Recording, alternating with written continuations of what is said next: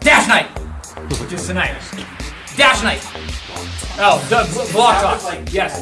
So it started off as it came off of Bitcoin, and it was in 2004, and it had a couple names beforehand, and then they settled with Dash, which combines digital and cash. And with who knows the difference between proof of work and proof of stake? Raise your hand if you're smart.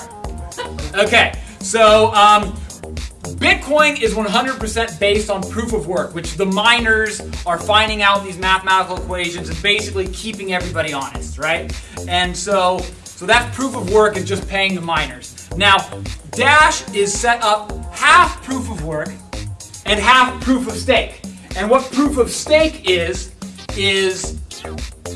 there's people that own huge amounts of the coin, 1,000 Dash, and what they're basically doing is they are staking their money instead of doing work. So instead of proving work, they're like staking their money, and they're just like, hey, I believe this is correct, I'm going to stake this amount of money to believe, to keeping everybody honest, right? So basically, kind of changes.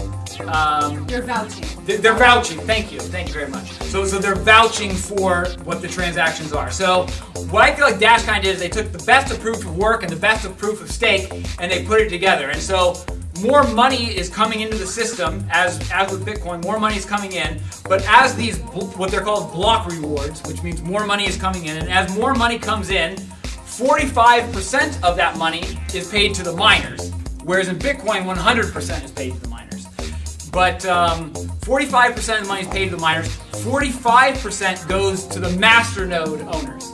And these are people that have over 1,000 Dash. And there's 4,000 masternodes. So basically, every time new money comes in the Dash ecosystem, the rich get richer, right?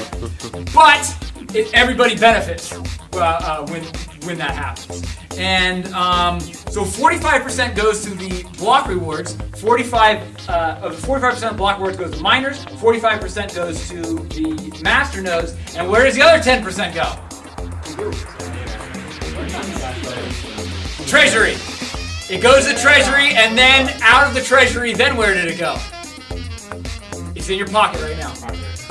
Yeah, different projects. So the money goes into the Treasury, and they were able to put on, help sponsor an event like this and give money to everybody, right? And so 45% goes to miners, 45% goes to masternodes, and 10% goes to the Treasury.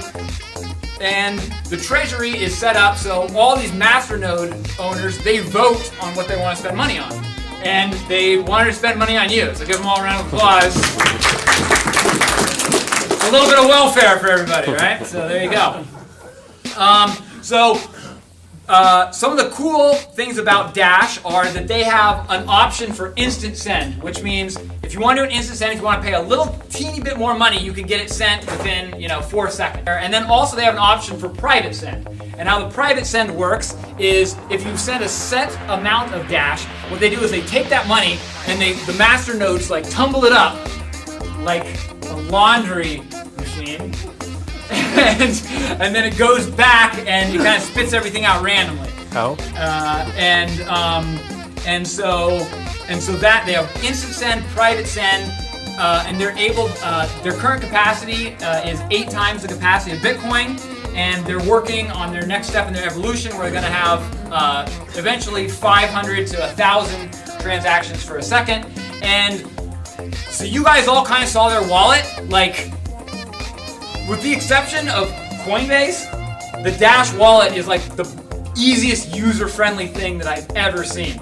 Like Rick was helping me set up MetaMask and just Ethereum and just all kinds of EOS and all this different stuff. And it's like, oh my gosh, like what are these engineers thinking when they're putting this together? And the answer is they don't have like a governance model that kind of encourages user interfaces. So another couple cool things about Dash is like they have a really great community, and it's interesting because everyone that's involved in the Dash governance treasury, they all hate the regular government, which is kind of ironic and hilarious. But again, it's just kind of breaking the paradigm, and what they're trying to be is the best money that's out there. And the federal government really hasn't improved the dollar since it first got invented. Made it worse. Yeah, exactly. And there's a lot of arguments that have made it worse. So another thing that they're going to be doing with the wallet is they're going to be, instead of having a number that you're sending it to, like a huge number, you send it to like the key. So it's just like, oh, Kevin. I'm just going to send it to Kevin. So it'll make it a lot simpler. It'll be like Venmo and PayPal and that.